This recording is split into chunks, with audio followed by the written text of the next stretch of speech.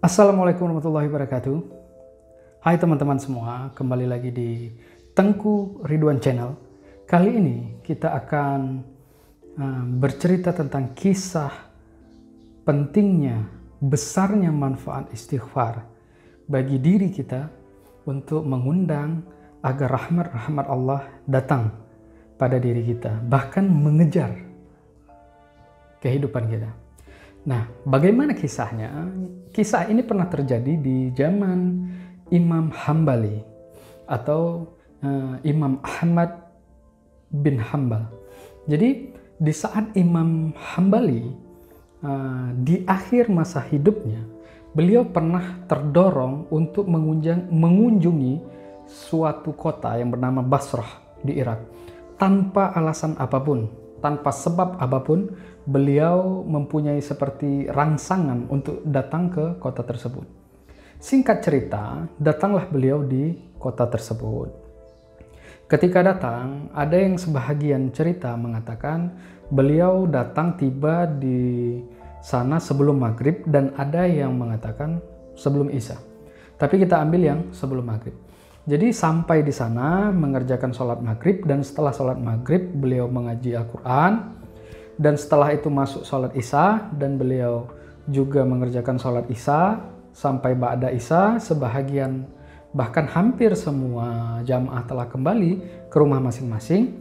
Imam Hambali mengambil posisi di sudut masjid untuk melakukan istirahat, gitu. Tapi ada marbot atau kita bilang pengurus masjid lah ya, yang mengurusi masjid itu datang ke Imam Hambal mengatakan, "Ya Syekh, sedang apa kau di sini?" Karena melihat Imam Hambal ingin berbaring.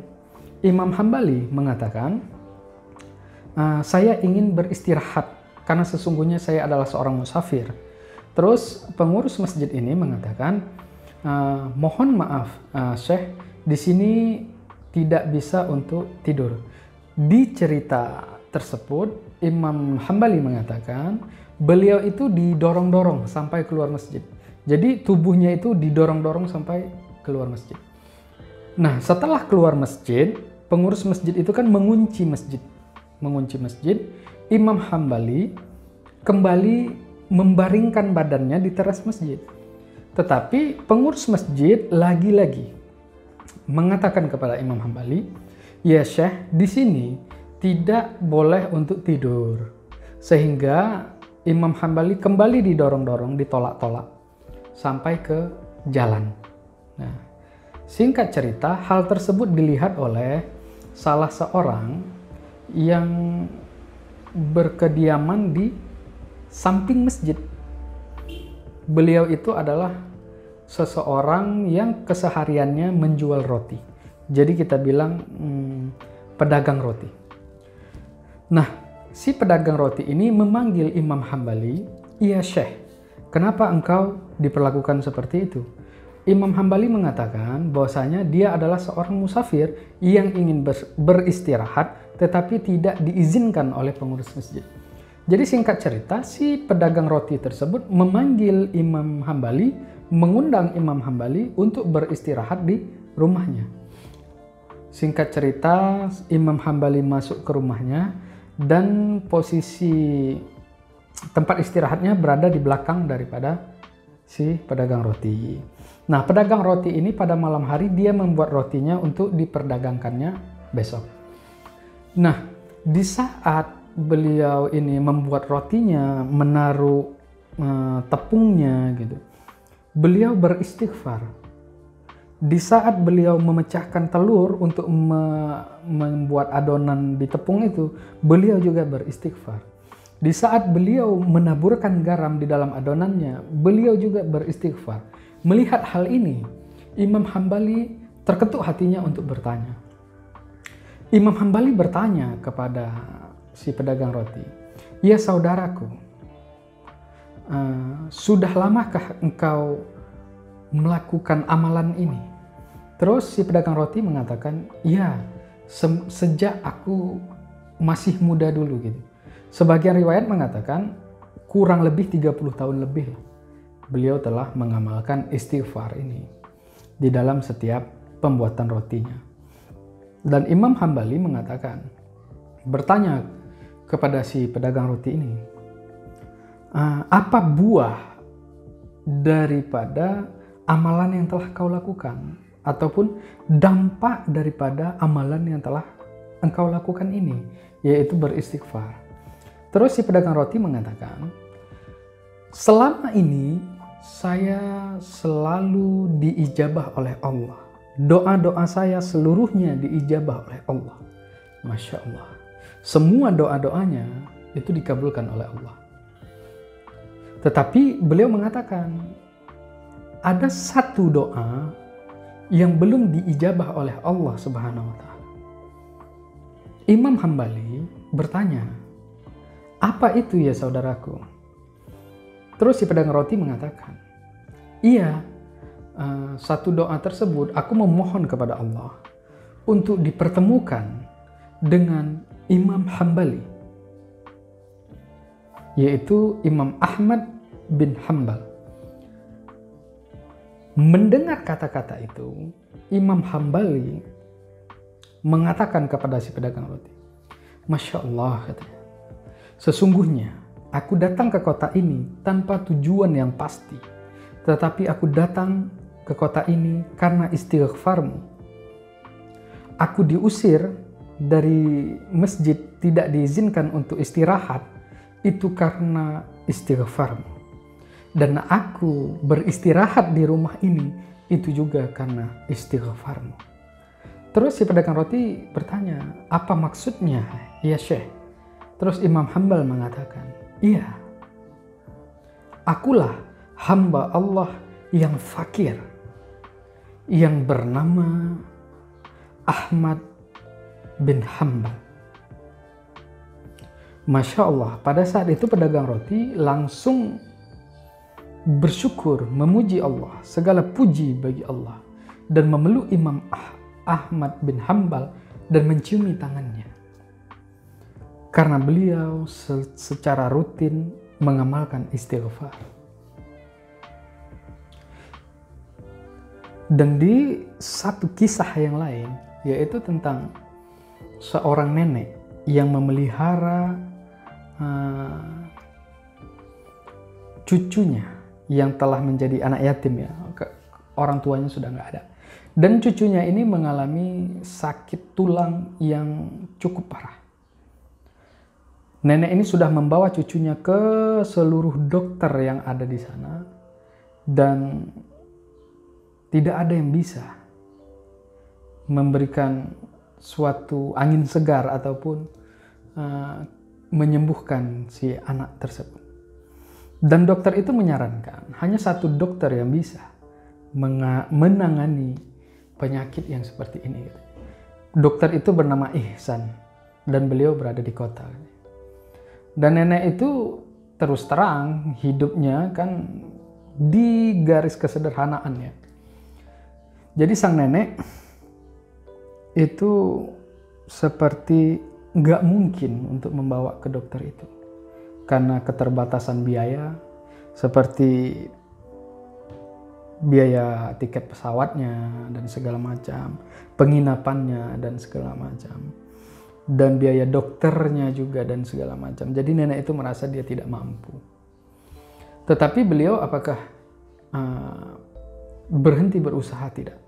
Beliau selalu beristighfar kepada Allah, memohon ampun kepada Allah, dan memohon petunjuk, dibukakan jalan kepada cucunya, agar cucunya bisa berobat kepada dokter Ihsan itu untuk mendapatkan kesembuhan. Gitu.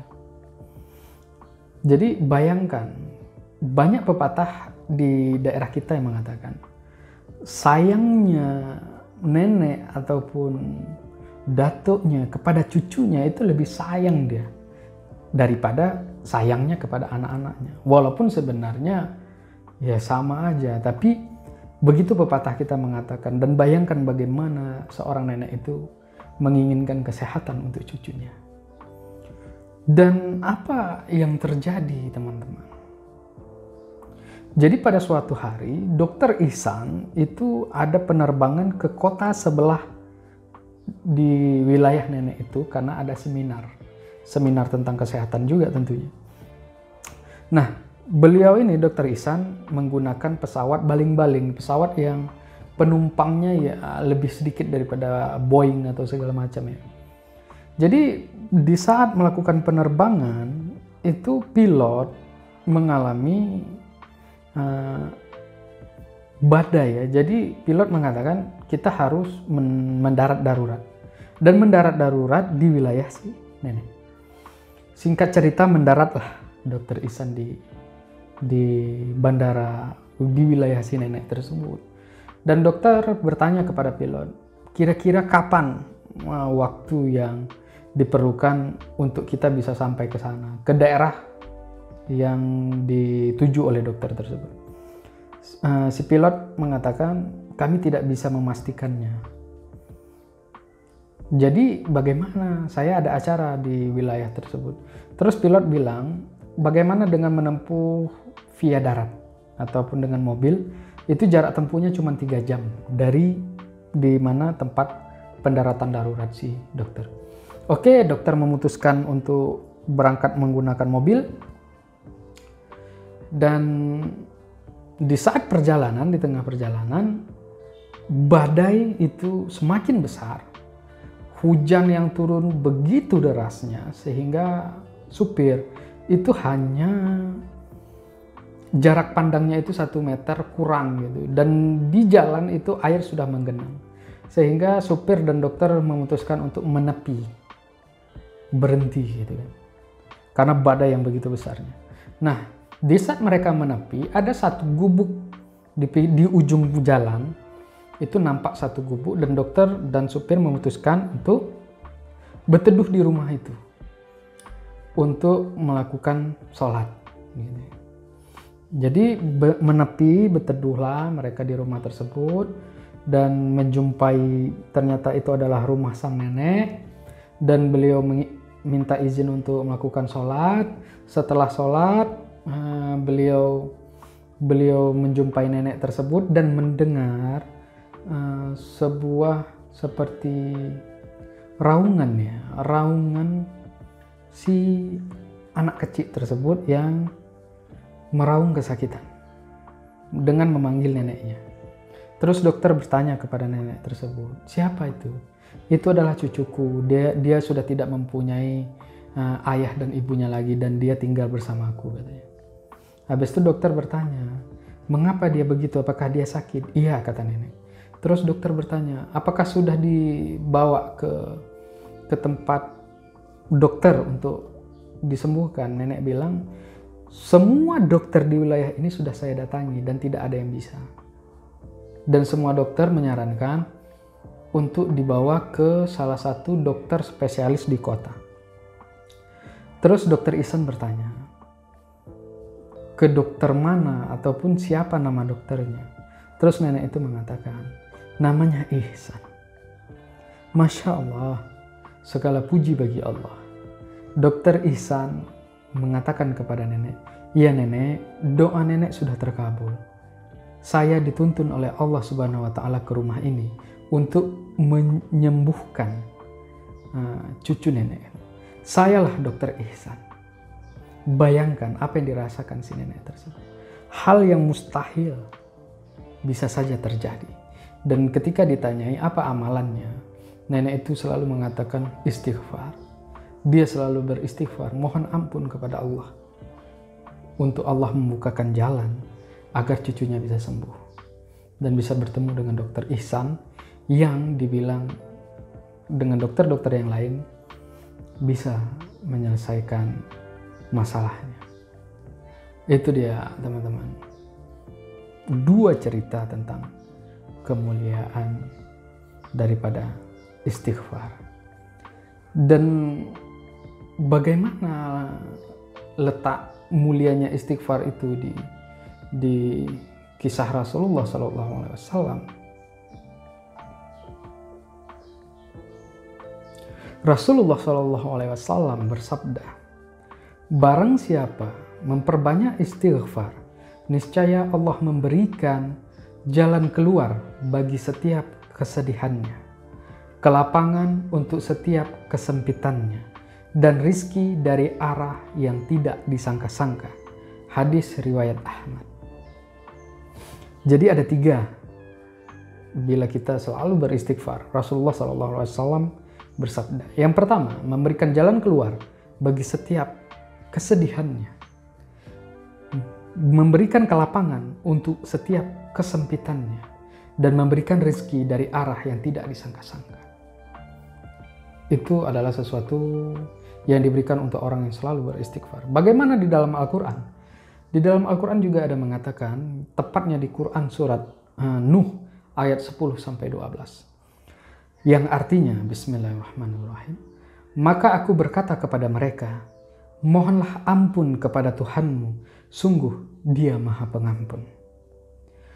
Ayat ke-11, niscaya Dia akan menurunkan hujan yang lebat dari langit kepadamu.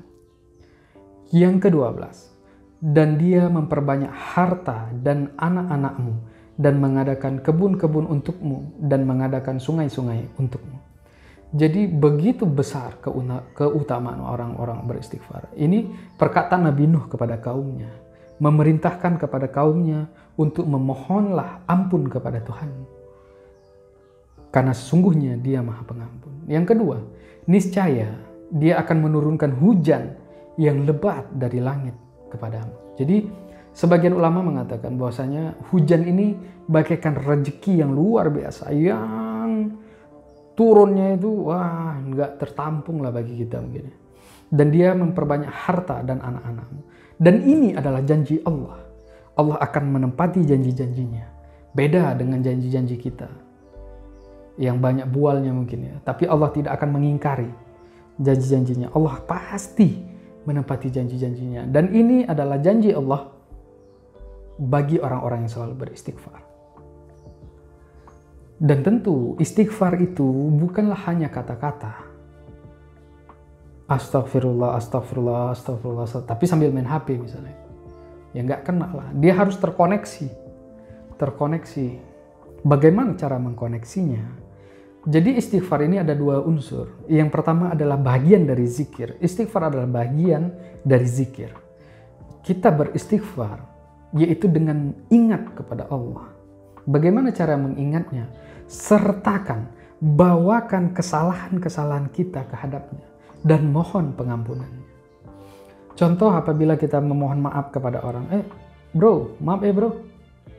Tanpa kita tahu, tanpa kita mengatakan apa kesalahan kita. Misal, kita lagi di jalan, tiba-tiba kesilapan kita menabrak kucing seseorang gitu kan, yang kita nggak kenal. Dan kita memohon maaf kepada orang tersebut.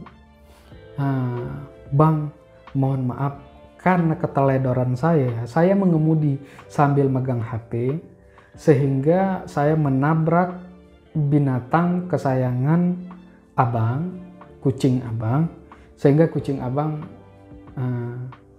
mati. Nah, itu kan permintaan maaf kita. Karena kesalahan kita bawa kesalahan kita. Berbeda dengan permohonan maaf yang kosong.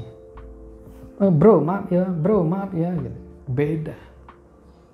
Jadi bawa pengampunan, mohon ampun kita kepada Allah, bawa kesalahan kita. Toh kita manusia, pasti punya salah. Kenapa gitu? Kesempurnaan manusia letaknya berada di kesalahannya. Sempurnanya manusia karena salah. Gitu. Jadi manusia berbuat salah ya sempurna dia, itulah manusia gitu. Ya karena dia melakukan kesalahan gitu. Jadi kita ya misal ini, yang kecil-kecil aja, misal ada orang lewat kan. Wah, gendut kali kawan nih kita bilang. Nah, itu kan sesuatu yang salah. Jadi kita beristighfar, astagfirullah ya Allah, mohon ampun ya Allah. Aku telah menilai makhluk ciptaanmu yang kau buat dengan sempurna. Allah menciptakan makhluknya dengan sempurna. Dengan kasih sayangnya. Terus kita bilang, gendut kali kawan tuh. Siapa pula kita nih kan gitu. Nilai-nilai ciptaan dia pula. Itulah kira-kira. Apalagi kita menceritakan keburukan orang lain. Jadi gini kawan-kawan. Cobalah kawan-kawan perhatikan di sekeliling kita ataupun di sekumpulan kita, baik itu di dalam rumah tangga ataupun di dalam kantor kita, di ruang kerja kita, itu yang namanya menceritakan kekurangan orang lain itu sangat-sangat digemari. Kalau main volley itu ditoser sedikit aja langsung disemes tuh, disambar langsung. Ya kan? Kau tahu nggak kabar si Poland tuh? Dia kayak gini. Langsung lagi dia bilang, iya udah kuduga itu. Pas sekali lah itu. Udah pas itu, udah tahu aku sebelum kejadian itu udah kuduga itu. Memang kayak gitu sifatnya tuh anak tuh. Nah itulah. Walaupun hal itu benar adanya, fakta sekalipun, tetapi tidak ada hak kita untuk menceritakannya. Lebih baik ditutupi, karena Allah akan menutupi aib kita. Sadarlah kawan-kawan. Kawan-kawan masih bisa tersenyum, masih bisa tertawa di hadapan orang lain. Itu karena Allah menutup aib kawan-kawan dari orang lain. Kalau Allah membukakan aib kita, mungkin kita nggak sanggup untuk keluar rumah kawan-kawan. Jadi ketika kita beristighfar, kita akan ingat kepada Allah. Setelah kita ingat, kita akan dekat. Di saat kita dekat, mustahil kita akan tertarik dengan melakukan hal-hal seperti itu. Seperti ngomongin orang, menilai-nilai orang. Itu begitu kita mau ada noser, kau tahu nggak, Wak, ceritain si Poland tuh gini-gini. Ada remnya. Karena kita merasa kita sudah dekat. Dan hal-hal seperti itu mengundang rahmat Allah untuk turun kepada kita.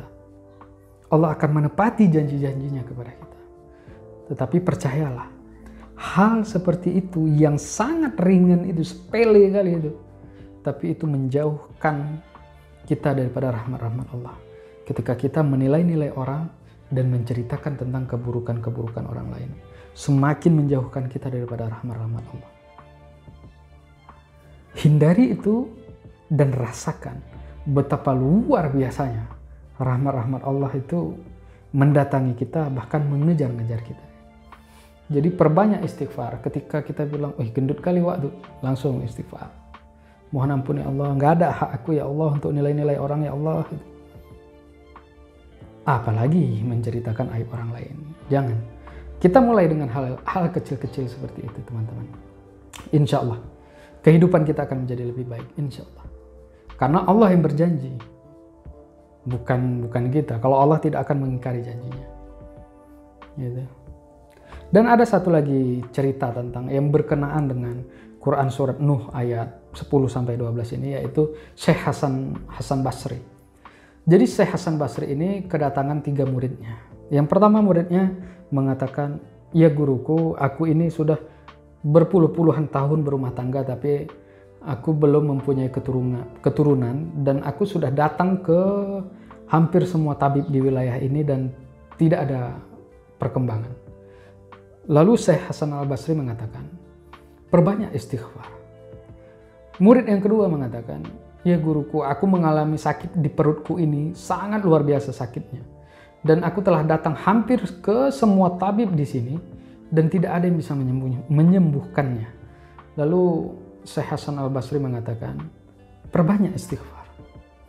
Murid yang ketiga mengatakan, ya guruku, aku telah berusaha untuk mencari rezeki, menjemput rezeki dari mulai terbitnya matahari sampai terbenamnya matahari, tetapi kenapa aku tidak bisa kaya seperti si Fulan? Lalu Syekh Hasan al-Basri mengatakan, perbanyak istighfar. Singkat cerita, baliklah 3 muridnya ini. Istri Syekh Hasan al-Basri mengatakan, ya suamiku, kenapa engkau tidak memberikan solusi seperti menyarankan seorang tabib untuk mereka, atau memberikan pinjaman modal untuk usaha dari salah satu muridmu tadi? Terus Syekh Hasan al-Basri mengatakan, mereka telah berikhtiar, telah berusaha dengan sungguh-sungguh sampai batas kemampuannya, tetapi hasilnya tidak mereka dapatkan. Berarti ada yang salah, kan? Jadi untuk itu makanya aku mengatakan untuk beristighfar. Tetapi teman-teman, jawaban daripada pertanyaan daripada 3 murid Syekh Hasan Al-Basri ini semuanya sudah dijanjikan oleh Allah di dalam Quran surat Nuh ayat 10-12. Jadi ya bagi kaula-kaula muda lah yang sedang galau ya kan, ya perbanyak istighfar, rendahkan diri kita di hadapannya. La haula wala quwata illa billah. Baiklah, sekianlah kisah cerita kita hari ini teman-teman, semoga bermanfaat terutama bagi diri saya sendiri dan bagi teman-teman semua. Apabila ada salah kata dan perbuatan dalam penyampaian saya mohon maaf kepada teman-teman semua. Saya akhiri dengan wabillahi taufiq wal hidayah. Assalamualaikum warahmatullahi wabarakatuh.